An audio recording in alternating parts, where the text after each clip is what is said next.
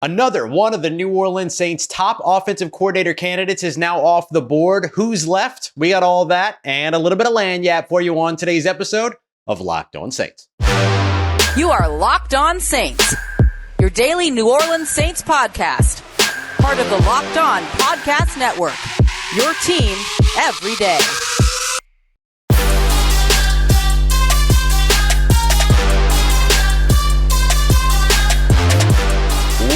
What is good, Who Dat Nation and Who Dat family? I am your host, Ross Jackson, your New Orleans Saints expert, credentialed member of the media as the senior writer and reporter over at Saints News Network. And on today's episode of Locked On Saints, it's Mock Draft Monday, so we're going to take a look at striking a bit of a balance in the third day of the draft, how the New Orleans Saints could and should go about that, especially with 3 potential 5th-round picks, maybe one of those becoming a 4th. We're going to break all that down. We're also going to be taking a look at another first-round edge rusher, Florida State edge rusher, Jerrod Verse, and why he's a really, really good fit for New Orleans if they continue their trend of drafting first-round defensive ends. But to kick us all off, we're going to be taking a look at the Saints' remaining offensive coordinator interview lists. I'll let you know who's already gone where, who's left on the list, and who's the best of the bunch. We got all of that for you here on today's episode. We appreciate you very much for being an everydayer here on the show, and of course for making us your first listen of the day every day here on the Locked On Podcast Network, your team every day. Today's episode of Locked On Saints is brought to you by our friends at Prize Picks, the easiest and most fun way to play daily fantasy sports. Go to prizepicks.com/LockedOnNFL and use code LockedOnNFL in all lowercase for our first deposit match up to $100. So, the New Orleans Saints lose another top candidate when it comes to the offensive coordinator position, or rather interviews opening, however it is that you want to look at it. And yet again, it has nothing to do with the New Orleans Saints themselves. You know that previous existing relationships go a very long way in the NFL's hiring practices, and it's happened again. Just as we expected, Raheem Morris, the former defensive coordinator of the Los Angeles Rams, was hired as the Atlanta Falcons head coach. And as a part of that, he brings with him as his new offensive coordinator in Atlanta, our number one candidate here on the show, Zac Robinson. The Los Angeles Rams quarterback coach and passing game coordinator will be headed to Atlanta to orchestrate the new offense in Atlanta. That's big if you're a Saints fan. And of course, you're a Saints fan here on the show. But that's big. I mean, that's a big loss for the New Orleans Saints to not be able to get Zac Robinson. And again, there was no, the Saints should have hired Zac Robinson before he knew that Raheem Morris was going to be the head coach over in Atlanta. He wasn't accepting any jobs until he knew what was going to happen with Raheem Morris. Like, there's no shot he wasn't taking some offensive coordinator spot. He just had a baby, all these other things. Like, this has nothing to do with the Saints. This, much like the Dan Pitcher hire, staying in Cincinnati, much like the Shane Waldron hire, going where the number 1 overall pick is, just like Jerrod Johnson. It could happen with him if Bobby Slowick, the Houston Texans offensive coordinator, gets either the Seattle or Washington job. Washington might stay in-house and just elevate Jerrod Johnson. And then all of a sudden, that guy's not an option for you if you're the New Orleans Saints. And it's got nothing to do with what the Saints have or who the Saints are. So let's take a look now at what remains for the New Orleans Saints and who some of the other options are. Just as a quick refresher first, let's take a look at the guys that have already been hired away. The Saints have interviewed or requested to interview at least 9 different candidates. I'll let you know sort of where each of these guys is in their interview process as well. But it starts with Shane Waldron, who was the first offensive coordinator hired across the league. He's headed over to Chicago, probably going to get an opportunity to work with Caleb Williams and Justin Fields over there. Dan Pitcher, the quarterback coach for the Cincinnati Bengals, staying in Cincinnati. Remember, they lost their offensive coordinator because he was hired by the Tennessee Titans, Brian Callahan. So then he just gets elevated and stays in that position. And then Zac Robinson, as we mentioned, heads over to Atlanta. The remaining candidates: San Francisco passing game coordinator Klint Kubiak. I wrote San Francisco passing game coordinator for Jerrod Johnson as well, but that's not true. He is he's the quarterback coach for the Houston Texans, Jerrod Johnson. New Orleans Saints' own quarterback coach, passing game coordinator Ronald Curry. Brian Johnson, the former Philadelphia Eagles offensive coordinator. San Francisco quarterback coach Brian Griese, and then Pittsburgh quarterback coach Mike Sullivan. So those are the folks that are left. Let's talk about who's at the top of this list. And I did kind of put them in order. If you're an everydayer, you already know Zac Robinson was 1A. Klint Kubiak was 1B for me. I still have Klint Kubiak ranked up there, so he would be my next in terms of top priority on the list. The next one for me would be Jerrod Johnson. Right after that, the quarterback coach for Houston. And then you have, for me, then it's, the in-house hire of Ronald Curry, maybe Brian Johnson. But I think you got to figure out like the collapse of the Philadelphia Eagles over the course of their last 6 games. How much of that was Brian Johnson? How much of that was Brian Johnson trying to operate within Nick Sirianni's structure, right? That's the big question that's got to be answered, much like with Klint Kubiak, right? Like I've mentioned before, if Klint Kubiak shows up with his dad, Gary Kubiak's playbook from back in 2021 when he was the Minnesota Vikings offensive coordinator, send him home immediately. But if he shows up with the Kyle Shanahan playbook and what he's learned as a passing game coordinator in San Francisco, welcome. Hello. Thank you so much for being here. So that's kind of where I sit on all of that. So I like Klint Kubiak at the top. Jerrod Johnson as well, a very, very, very close second. Jerrod Johnson, though, that one might get a little tricky because of the fact that Houston offensive coordinator Bobby Slowick is in contention for both the Houston and Seattle jobs. So if he gets hired, there might not be an opportunity for Jerrod Johnson to even get hired outside of Houston. So we'll see how all of that works. But that's your update on all that. So let's take a look now at just kind of where each of these candidates is when it comes to their interview process. So Klint Kubiak has been requested. I imagine that interview would then happen after they're all said and done. Or, he's kind of talked with the Saints, all these things, but then, nothing can really finalize until we find out what happens with San Francisco in the postseason. Similar situation with Brian Griese. Jerrod Johnson was brought back or requested for a second interview. Ronald Curry had his interview with New Orleans. Brian Johnson, the Philadelphia offensive coordinator, will interview with the Saints today on Monday. And then Mike Sullivan is already interviewed, to my understanding, but no word on a second interview there.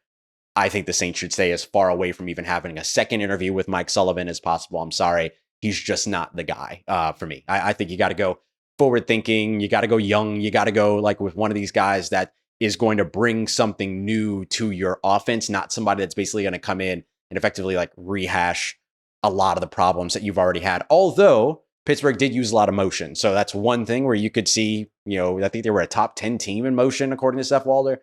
So I guess you could take that, but that's not enough, right? Like just the motion part of it does not make an offense good nor bad.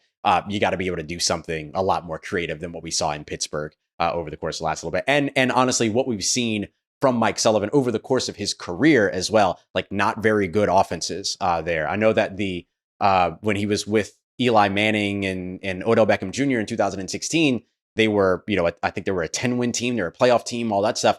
But they also had a top 5 defense that really kind of led the way, and a really good quarterback and a really good wide receiver to kind of lift them. But they were like 26th and 25th, respectively, in points scored as well as total yardage. So I just don't see it when it comes to that. And then, so that's the way that I look at it for where New Orleans is. I think Klint Kubiak, Jerrod Johnson, those are the guys that have to be very keenly in focus and then figure out things from there. In tomorrow's episode, I'm going to go through some of the underrated offensive coordinator candidates that we should be talking more about, that the Saints could also still add to this list. So we'll go to some guys that maybe haven't gotten a lot of clout, haven't really gotten a lot of shine over the course of this offseason conversation. And so we'll get to those tomorrow. So, but coming up next year, because we've got a lot left for you on today's episode, we're going to be taking a look at our mock draft Monday, expanding it. Instead of 3 picks, we're going 6 picks. We'll go 3 and 3, starting with first round defensive end Jerrod Verse, and why he would be the perfect selection for the New Orleans Saints if they continue their trend of first round edge rushers. Got that coming up for you as we continue on with today's episode of Locked On Saints, part of Locked On Podcast Network, your team every day.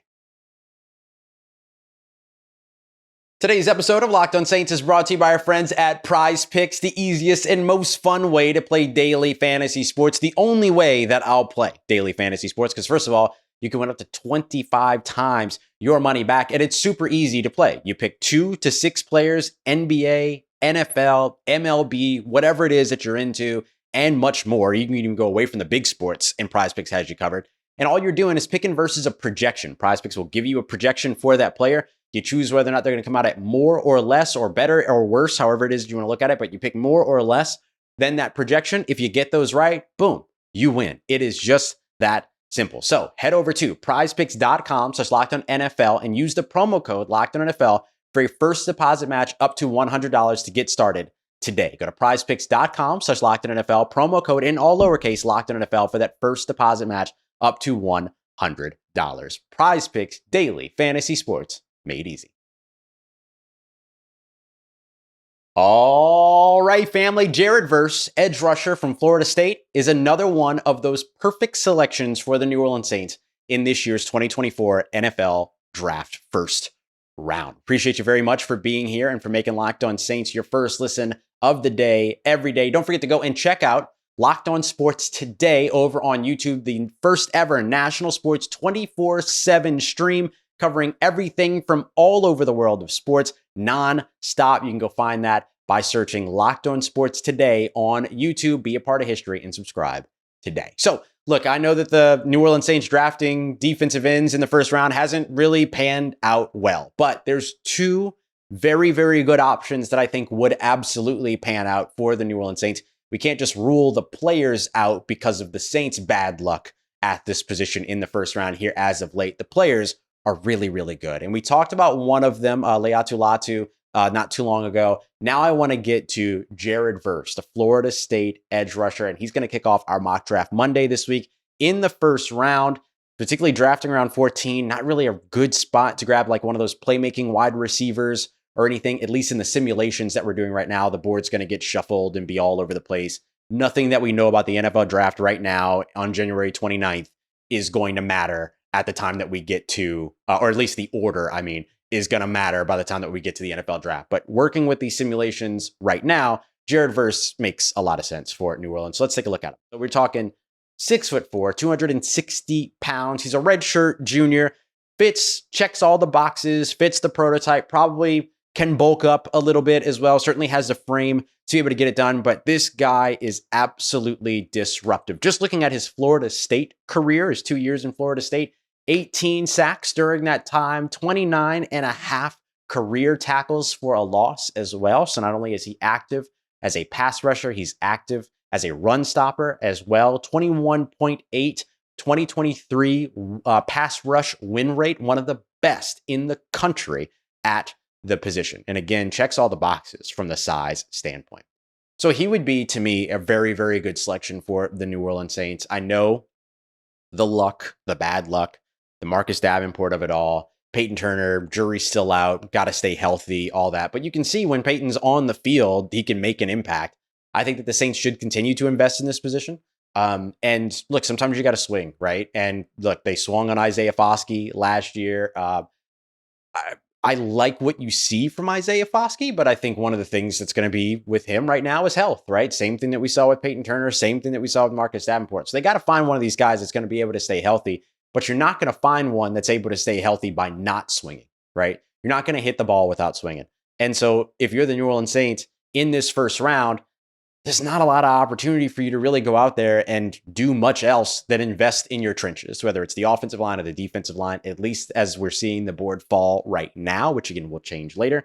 But that's the way that I look at it. I think Jerrod Verse would be an excellent selection for the New Orleans Saints, and I would have no problem with the Saints going for him at pick 14, depending upon who else, of course, is there, isn't there, all that good stuff. So at pick number 14 in the first round, Jerrod Verse. Second round pick number 45 here. I'm going Xavier Leggette, the big-bodied wide receiver out of South Carolina. We're talking 6'3", 227-pound kid. He's got just last year in 2023, 1,255 yards receiving. He also had that 17.7 per reception. Also had 7 touchdowns. He got a total of 11 touchdowns. But in 2022, 2021, he wasn't super featured there. 29 targets in 2022, 14 targets in 2021. But then when he got there in 2023, 97 targets, 71 receptions, took a lot of snaps out wide, took over 140 snaps in the slot as well. And in fact, over 400 of his receiving yards, of his 1,200 receiving yards in 2023 came from the slot. He also had almost half, 554 of his yards came from deep yards as well. So he can play in the slot. He can line up out wide, does good in terms of the contested catches as well, 47.6% in 2023. and he can be one of those guys that can be a threat deep. He's not going to be a long-time burner for you or anything like that, but the Saints need another one of those big-bodied options. A.T. Perry's there, but you want another one, right? The Saints only have 3 receivers that are going to be on contract, at least as of right now. Chris Olave, A.T. Perry, and then Rashid Shaheed's technically a free agent, quote unquote, but he's an exclusive rights free agent. They don't even have to talk to each other, and he's back in New Orleans next year. Like, they don't even have to negotiate anything,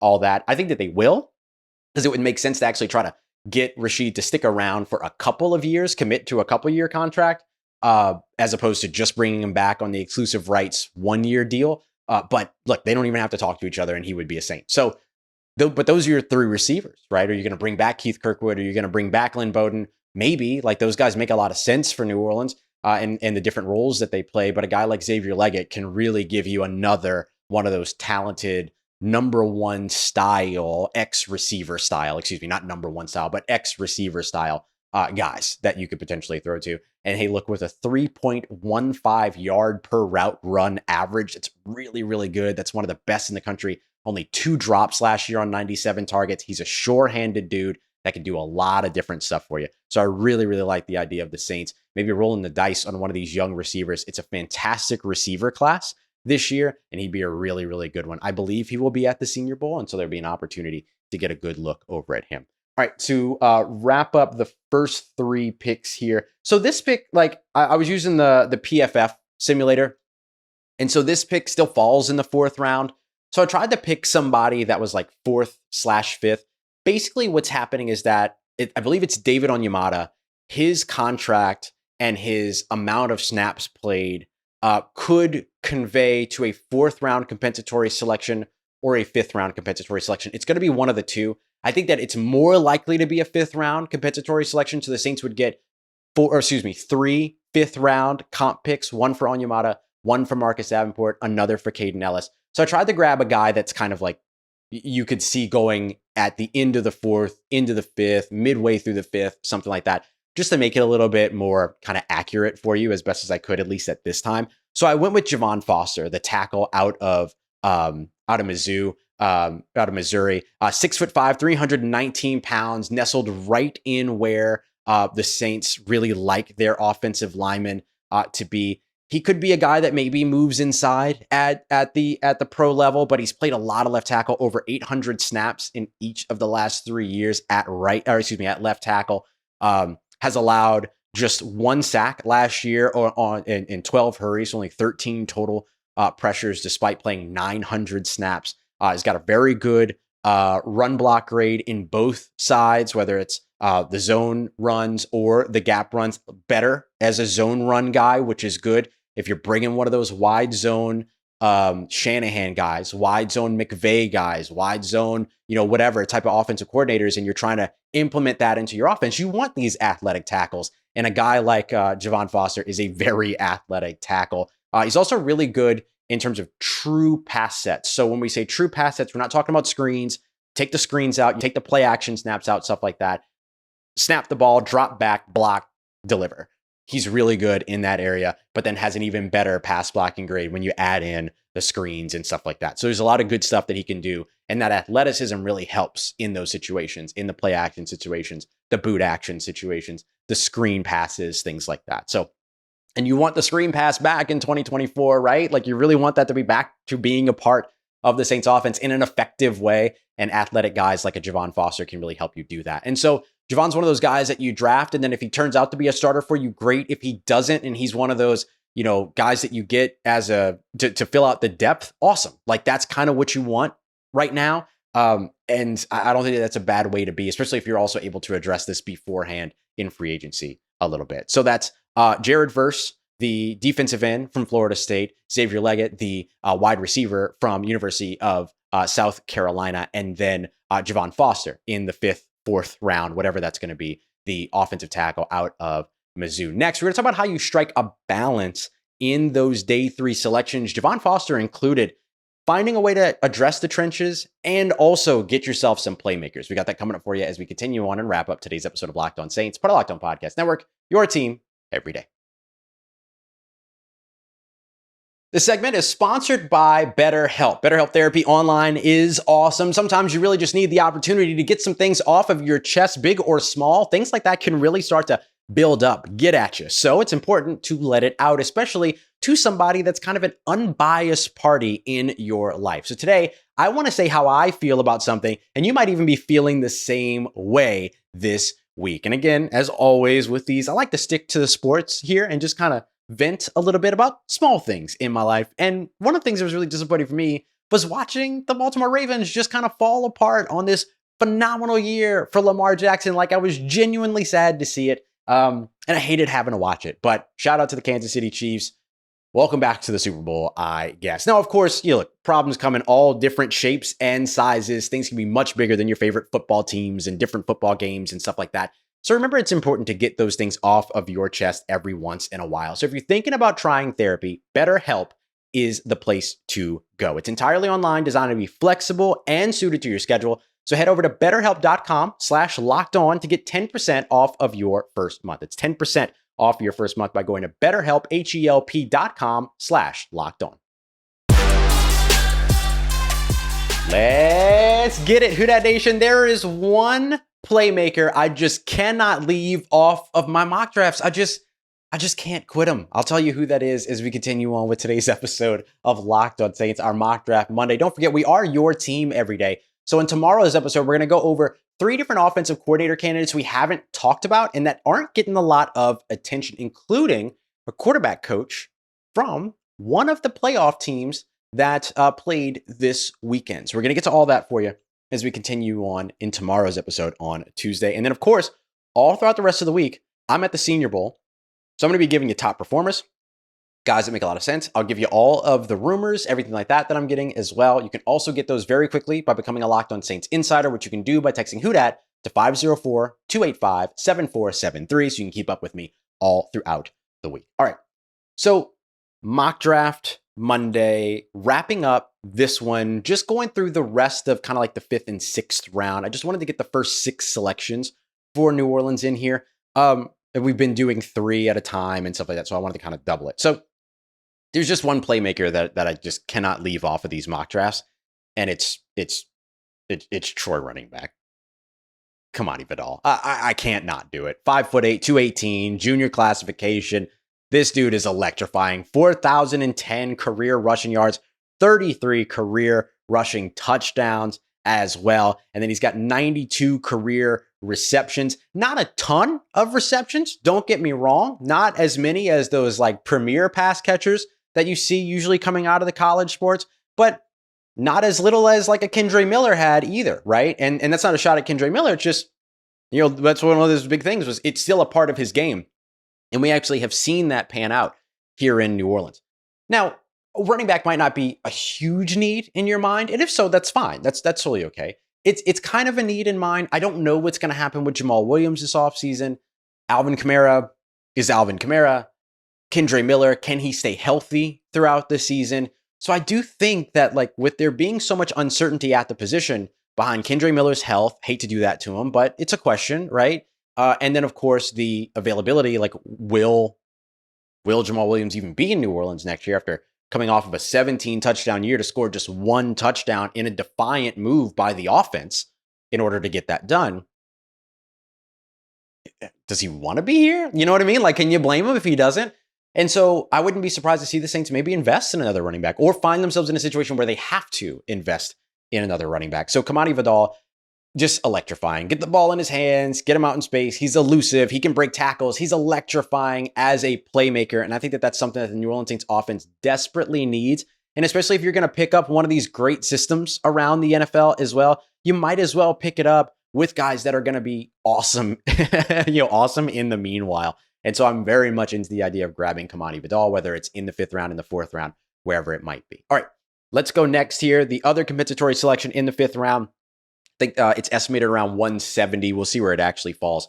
But for this one, I'm going Marcus Harris, the interior defensive lineman from Auburn. I think this might be the first time I've ever mocked an Auburn player to New Orleans. I don't helmet scout. I don't care what school you come from in some cases. But, if we're talking about like the competition stuff, I think some programs that run enough of a pro style offense translates to the NFL. But I'm not somebody that's going to be like, oh, avoid Alabama quarterbacks. Like if that quarterback has the tools and you feel like it works with your system, then great, go for it. You know what I mean? So I'm not really worried about what's on the helmet, but just interesting. I was thinking about it. Like, I don't know that I've ever actually mocked anybody from Auburn to New Orleans in the years that I've been doing this.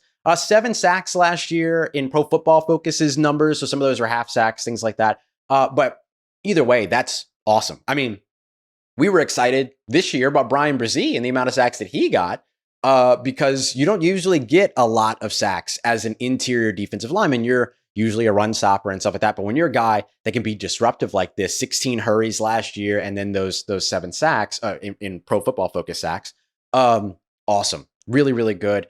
His pass rush win rate falls like around like 5.6%. So it's kind of very average in terms of where it's at, but the run defense is really good. His run stop rate of 10.2% is one of the higher ones in the SEC. Really, really solid and stout player. 6'3", 295-pound defensive lineman from Auburn, Marcus Harris. Really, really like that. And that's where you can strike the balance a little bit, right? You went with, we grabbed, the tackle early on in that sort of day 3 as we first got into day 3. Then we turned around from there and were able to grab a playmaker, right? So we go Javon Foster, then we go Kamani Vidal. So you go trenches, playmaker, trenches, again, here in Marcus Harris. Look, I think you could double up at tackle in this draft. You could double up on the offensive line in this draft. You can double up on the defensive line in this draft. Like, not a lot of reasons not to, right? Like, there's just might as well. You know that you need it. You might as well go in there and grab it. So I don't think that that's a bad shot for New Orleans at all to do something along those lines. All right, so then we're going to finish striking the balance by going for another guy that's going to be a little bit of a playmaker for you. Now, he's a little bit undersized of what I usually like at this position, but there was a tight end that I really, really wanted, actually, that I want to make sure that I talk about as well. I think it's Ben Sinnott. Yeah, it's 2 T's. Ben Sinnott out of Kansas State. I really, really like him. He wasn't available. I'm going to come back to him, but 6'4", 245, a little bit more the size you would expect for a tight end. I wasn't able to get him, so I went with another guy, Jaheim Bell, the tight end out of Florida State. So we do get 2 Florida State players in this draft class. Don't tell Brandon Olson from over at Locked On Gators, please. Especially because like I'm going to be in the same house with him during the Senior Bowl, so he might come. It won't be hard for him to come find me. But 6'3", 239, not the biggest dude when it comes to being a tight end. Like we just drafted a 6'3", 225 wide receiver earlier on in this same episode, right? So he's got to bulk up a little bit and everything like that. But man, like 1.96 yards per route run. He's a good after catch guy. He's not a big time contested catch guy for you here. He's got 3 contested catches in 2023. Not spectacular there. But look, 12.9 yards per catch last year on 52 targets, 39 receptions in there, had a pair of touchdowns as well. He's just one of those guys that is kind of like an Isaiah Likely over with the Baltimore Ravens or the Houston Texans tight end. That's really, really athletic. You can get the ball in his hands and all of a sudden he can do some cool things and he can get open and he can, create some havoc and things like that. I kind of like having that playmaking ability at the tight end position. You've got the stout, steady guys that can get it done for you with guys like Juwan Johnson and Foster Moreau. It could be a lot of fun to add a Ben Sinnott that is a playmaking pass catcher. It could be a lot of fun to add a Theo Johnson, who's another playmaking pass catcher at the position out of Penn State, who we mocked to the Saints last week. But this would be pretty, or the week before last. But this Jaheim Bell is a different style of tight end that you add into an otherwise already very diverse tight end room. The Saints tight end position didn't really have the opportunity to rise to its expectations in 2023 because there was so much injury in the offensive line. They were stuck having to block and chip and sit back, max protect, to do all this stuff. And then toward the end of the season, you saw Juwan Johnson, you saw Jimmy Graham, right? You saw the value of these players and everything. And then, of course, a guy like Foster Moreau, who played really, really great games, even when he didn't have a catch or anything like that, but helped to move the chains, helped to be able to do all this stuff. Like, these are the things that are humongous for New Orleans. And that certainly would be nice to add another one of those sort of eclectic styles of tight ends. And it's a compensatory pick or it's a 6th round pick and everything. If it works, it works. If it doesn't, it doesn't. It's totally okay. But yeah, Jaheim Bell's one that could be a lot of fun to add to this offense. So that is our mock here, all 6 of those players. So we started off with the edge rusher, Jerrod out of Florida State, Xavier Leggette, the wide receiver out of South Carolina, Javon Foster, the tackle out of Missouri, Kamani Vidal, the playmaking running back out of Troy, Marcus Harris, the interior defensive lineman from Auburn, and then Jaheim Bell, the playmaking tight end out of Florida State. I'm happy with this. Very, very happy with this. Pro Football Focus gave me a B+. Thanks. Shout out PFF. But I'm giving myself an A for this one because I don't believe in pluses and minuses. If you're going to give me B+, just give me an A. I don't know. What are we doing here? All right. Coming up tomorrow, we're going to be taking a look, of course, at 3 more offensive coordinator candidates that could potentially be added to the list for the New Orleans Saints. Some guys that haven't gotten a lot of shine so far this offseason. I appreciate you very much making Locked On Saints your first listen of the day every day. For your second listen, Locked On Pelicans, Locked On LSU. Only 2 places that you should be going. And maybe Locked On Sports Today. Go and check them out as well. But Locked On Pelicans, Locked On LSU, Locked On Louisiana. We do it like nobody else. Appreciate you very much, as always, making me a part of your day, part of your routine, for saying yes to me on the show. As always, if you see me, please say hi. And if you need anything else around your New Orleans Saints in between these episodes, make sure you follow me on your favorite social media at Ross Jackson, NOLA. Hit me up. Let me know how the family's doing. Let me know how you're living. Let me know how you're momming them. And trust Who Dat Nation, I'll holla at you.